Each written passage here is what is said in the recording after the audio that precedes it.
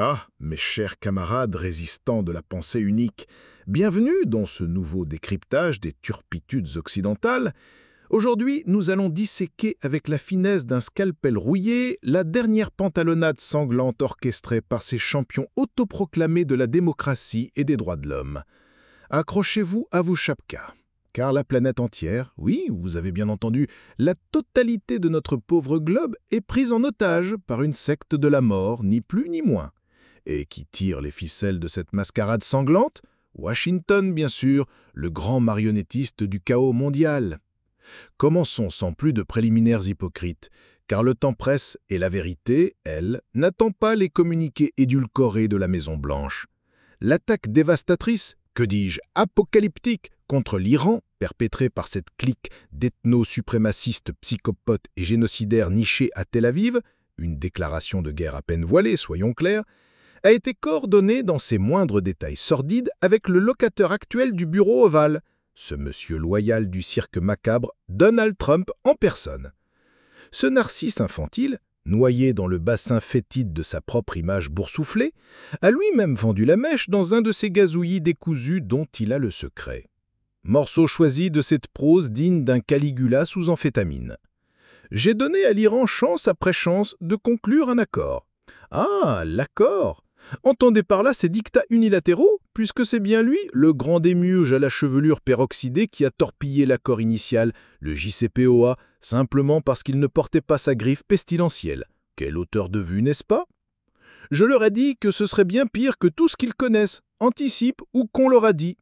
La décision de frapper était donc déjà gravée dans le marbre de son ego hypertrophié. La préméditation, ça les connaît, ces parangons de vertu. Certains durs du régime iranien ont parlé avec courage, mais ils sont tous morts maintenant, et ça ne fera qu'empirer. La jubilation morbide, une seconde nature chez ces croque-morts endimanchés, on croirait entendre un vautour se gausser au-dessus d'un charnier. Les prochaines attaques déjà planifiées seront encore plus brutales. Un alignement parfait, mes amis, sur la stratégie de décapitation si chère aux hyènes de Tel Aviv. On ne change pas une méthode qui a fait ses preuves dans l'ignominie. L'Iran doit conclure un accord, avant qu'il ne reste plus rien et sauver ce qui fut autrefois connu sous le nom d'Empire iranien. C'était l'Empire perse, un culte personnage qui visiblement n'a jamais ouvert un livre d'histoire de sa vie. Remarquez la subtilité diplomatique toute trumpienne, signer mon torchon ou crever. On se croirait revenu au temps des Huns, la finesse en moins. Cette décennie incandescente, que dis-je volcanique, fut inaugurée par un assassinat, celui du général Soleimani à Bagdad. Je l'avais d'ailleurs souligné dans mon ouvrage prophétique « Les vingtaines rugissantes » en 2021. Le général, figurez-vous, était en mission diplomatique. Et le feu vert pour cette exécution sommaire, donné personnellement par le boucher de Bagdad d'alors, Donald Trump, premier du nom.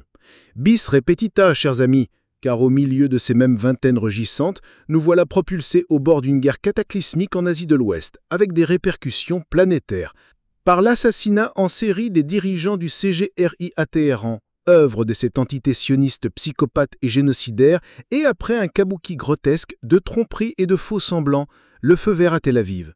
Allez-y, faites-vous plaisir. Et est venu, aux surprises, du même saltimbanque Trunk 2.0, qui a benoîtement affirmé être au courant des attaques. On nage plein dans un vaudeville sanglant. Le plan directeur des psychopathes génocidaires est simple. Forcer Téhéran à capituler sans même combattre. Le prélude, ce kabuki diplomatique, fut exécuté avec une maestria diabolique. Les négociations nucléaires indirectes à Oman, prises au sérieux à Téhéran, endormisent la vigilance des dirigeants iraniens civils et militaires. Ils sont tombés dans le panneau, piégés comme des lapins crégules, littéralement dans leur sommeil. Quel camouflet!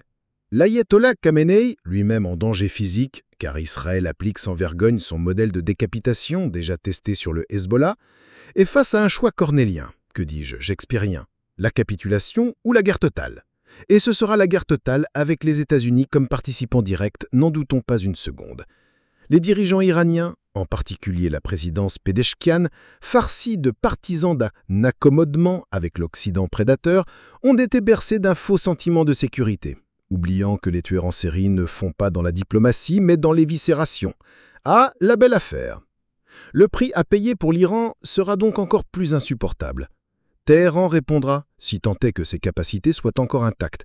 Dans ce cas, son industrie pétrolière risque d'être pulvérisée. Reste à savoir si deux autres membres éminents des BRICS, aux côtés de l'Iran, pour des raisons différentes mais convergentes, permettront que cela se produise. Et si nous devions entrer dans ce bourbier particulièrement dangereux, l'Iran pourrait jouer sa carte maîtresse, fermer le détroit d'Ormuz et provoquer l'écroulement de l'économie mondiale. Un beau retour de bâton pour les apprentis sorciers de Washington. Car ne nous y trompons pas, l'attaque contre l'Iran, pleinement cautionnée par l'empire du chaos, est avant tout une attaque préventive contre le noyau énergétique des BRICS. Elle s'inscrit dans la guerre impériale contre les BRICS, en particulier contre le tandem Russie-Chine. Ces phares de la multipolarité, Moscou et Pékin doivent tirer les conclusions qui s'imposent, et vite. L'Iran, la Chine et la Russie sont liés par des partenariats stratégiques imbriqués. Le mois dernier, j'étais en Iran pour suivre les progrès du corridor international de transport nord-sud, le INSTC, qui relie la Russie, l'Iran et l'Inde. Ce n'est là qu'un exemple parmi tant d'autres de ces projets d'infrastructures stratégiques qui consolideront davantage la connectivité économique eurasiatique. Une guerre dévastatrice en Asie de l'Ouest et un Iran en ruine porterait un coup fatal à l'intégration eurasiatique. Et c'est précisément ce qui arrange les desseins impériaux. Pas d'étonnant que Washington soit à fond dans cette galère. C'est la guerre du maître de piste du cirque. La réponse de Téhéran veut être claire. Nous n'avons pas commencé la guerre, mais c'est l'Iran qui déterminera comment elle se terminera. La question brûlante est de savoir s'il conserve encore une capacité de dissuasion et d'offensive significative. Les génocidaires frappent à volonté les systèmes de stockage de missiles balistiques dans le nord-ouest de l'Iran et même l'aéroport civil de Marabad à Téhéran. Les défenses aériennes aux abonnés absents. C'est une vision d'une douleur infinie.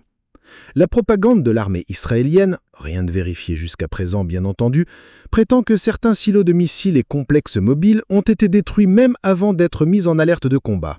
Pathétique tentative de minimiser la résistance à venir. Car la réalité, mes amis, c'est que l'écrasante majorité du vaste arsenal de missiles balistiques iraniens est stocké dans des silos et des tunnels souterrains très profonds, capables de résister à des frappes aériennes massives et de submerger les défenses aériennes ennemies. Pour l'instant, Téhéran observe un silence ensourdissant, presque spectral. C'est logique, ils doivent, en temps record, rétablir une chaîne de commande unifiée pulvérisée par les attaques, s'assurer que les lanceurs de missiles peuvent être déployés sans être neutralisés par la suprématie aérienne israélienne, un mythe entretenu par Hollywood, et réorganiser l'opération Promesse 3e qui était prête, comme certains d'entre nous l'ont appris à Téhéran le mois dernier, mais désormais adaptée à la nouvelle donne, perte comprise, et planifier comment infliger des coups douloureux à l'infrastructure économique d'Israël. Ah, la douce musique de la vengeance qui se prépare. Aucune preuve que les attaques aient détruit l'infrastructure nucléaire iranienne, enfouie bien profondément sous terre, n'en déplaise aux faucons de Washington. Actuellement, les dirigeants de Téhéran apprennent à leurs dépens que la diplomatie, comité, lettres à l'ONU, déclaration à l'AIEA, réunions ministérielles, tout cela est du vent face à la loi de la jungle imposée par l'Occident. Les Iraniens étaient assez naïfs de laisser l'AIEA visiter leur site stratégique, pendant que les espions proverbiaux collectent toutes les informations nécessaires pour faciliter les frappes israéliennes. Ah, la naïveté! Cette maladie infantile de la diplomatie face à des prédateurs sans scrupules. La Corée du Nord aurait jamais laissé se berner par de tels samgigrés. Elle a compris depuis longtemps qu'avec ces gens-là, seule la dissuasion nucléaire fonctionne. L'élimination d'une figure de proue comme Ali Shamkhani, conseiller clé de Khamenei, principal négociateur nucléaire iranien avec des décennies d'influence au sein du CGRI et de l'appareil du renseignement, est un coup dur, certes. Effacer systématiquement la direction militaire et diplomatique iranienne en quelques heures s'inscrit dans la logique de démantèlement du cercle rapproché de Khamenei. Cela a commencé il y a longtemps avec l'assassinat de Soleimani ordonné par Trump et inclut certainement la mort mystérieuse de l'ancien président Raisi et du ministre de l'Affaires étrangères Abdollani dans ce malencontreux accident d'hélicoptère. Un accident vraiment, laissez-moi rire jaune. Tout cela vise à créer les conditions d'un changement de régime, le rêve humide d'un impérialiste qui se respecte. Sur une note rarement optimiste, le CGRI a fait savoir avant les attaques qu'il développait une technologie secrète pour intensifier l'impact de ses missiles sur Israël. Espérons que ce ne soit pas que de la poudre aux yeux. Nous voilà tous, chers amis, chevalant la tempête, embarqués sur le navire des fous piloté par l'Occident. Une fois de plus, il n'y a pas d'issue. Soit un coup dévastateur porté aux psychopathes génocidaires, soit l'Iran se dote de l'arme nucléaire en un temps record. La troisième option, la capitulation, l'émasculation et le changement de régime serait une abomination, une insulte à la dignité des peuples libres. Pendant ce temps, la planète entière est otage d'une menace létale. Andrea Jozok, professeur de philosophie morale à l'Université de Milan, un esprit éclairé dans cette nuit occidentale, qui a d'ailleurs préfacé l'édition italienne de mon livre « Les vingtaines rugissantes » en 2021, a brillamment souligné que aucune construction politique dans l'histoire moderne n'a amassé la combinaison aussi toxique de suprémacisme ethnique messianique, de mépris suprême pour la vie humaine, tous les autres non élus sont de toute façon des Amaleks, de mépris suprême pour le droit international et d'un accès illimité à une force de feu létale. Il parlait bien sûr de l'entité sioniste et de ses parrains.